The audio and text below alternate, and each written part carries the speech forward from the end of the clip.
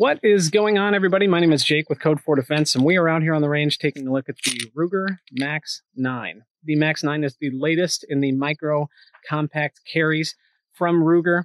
It has a 3.2-inch barrel, comes in at around 18 ounces, and it is a very slim profile. You've got one 10-round magazine, one 12-round magazine, making it a total 11 or 13-round capacity when you've got one in the chamber.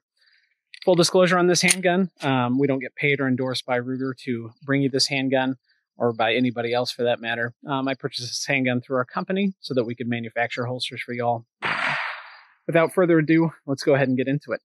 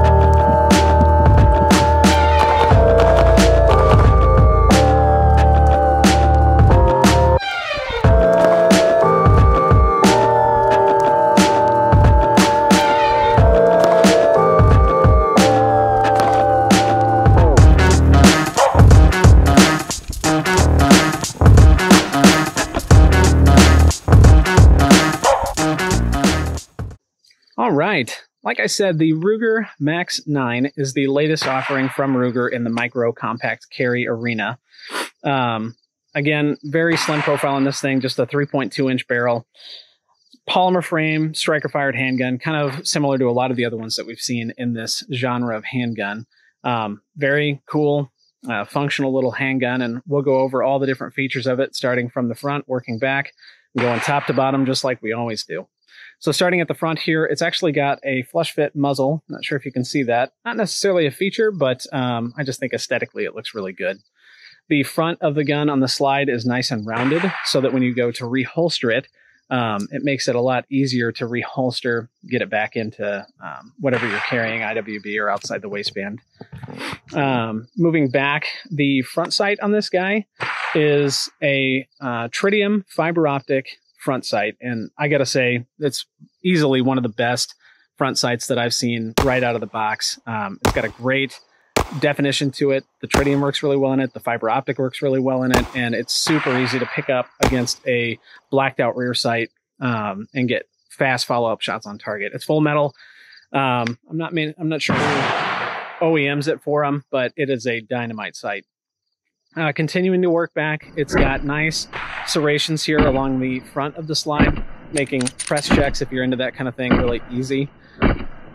Continuing to work back, it's got a loaded chamber indicator by just a direct window into the chamber right there. And so you can just see brass when there's brass loaded into it. I'm not sure that this is necessarily my favorite way to do a loaded chamber indicator, just because the chance of debris or something getting in there is a little bit higher. That said, it's probably not the biggest concern for you.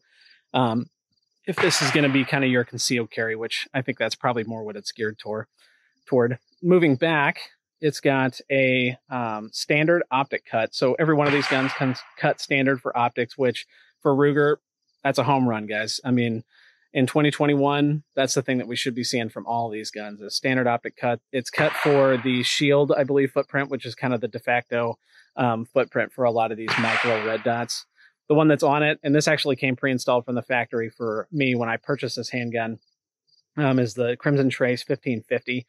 It's a polymer framed, automatic adjust red dot. And, you know, if you're just getting into the red dot game, it's probably fine, but it's definitely not my favorite. I think there are far more durable optics out there. The glass is clear and the dot is good and it adjusts well, you know, to the brightness around you. But the non-manual adjust is kind of a deal breaker for me, just because if you're shooting from light to dark, it does not perform well. And, you know, none of them really do in that kind of arena. Continuing to move back, we've got the steel rear sight, and you can see it's notched out really nice. So when you get a sight picture on the gun, it allows you to get a good window on the front sight, and it doesn't obstruct your view with kind of a narrow box there. The cool thing is, though, with this Crimson Trace 1550, and I would imagine with the Hollow Sun 507 or 407K, as well as the SIG Romeo 0, you would be able to co-witness through these sights. And these do co-witness directly through the front sight, co-witness right with the iron sights without an issue. So if the dot goes down or the window breaks or does anything crazy like that, it's not going to be an issue for you. Continuing to move back, we've got a slide stop lever that is non-ambidextrous. It's fully metal. It's very positive. You can get a nice grip on it and do your slide stop reloads, which for me on some of these micro compacts isn't always that easy to do, to get my thumb there when I go to do my reloads. But for this one, it works really well to be able to use that as doing a slide lock reload. Continuing to move back, this version came with a manual safety. This is an option that isn't on all of them. So you can either order it with a manual safety or without a manual safety. Now, for me, I've never carried a gun with a manual safety.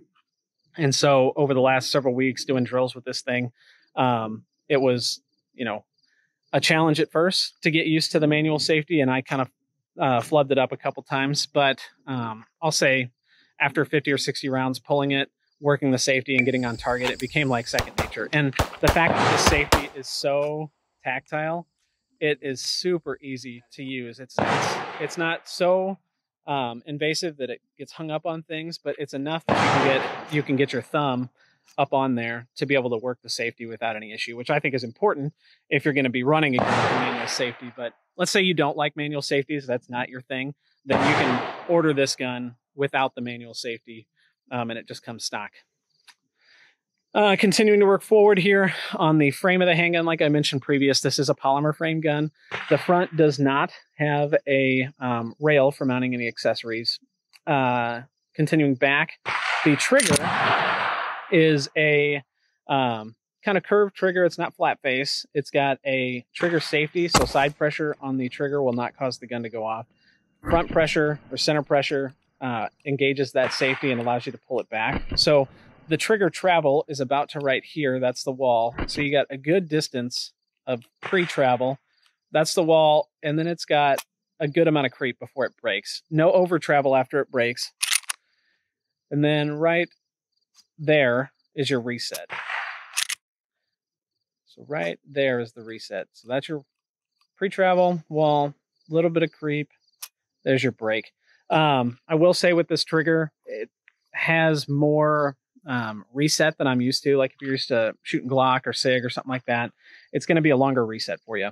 And a couple times as I was shooting this thing, I would come up and on target, I would be firing it rapid and I would short stroke the trigger, not allowing it to reset enough. And it would take me almost a couple seconds to realize I need to let off the trigger, allow it to reset before I press the trigger once more. Not an issue for the gun. It's just an issue for me, the shooter.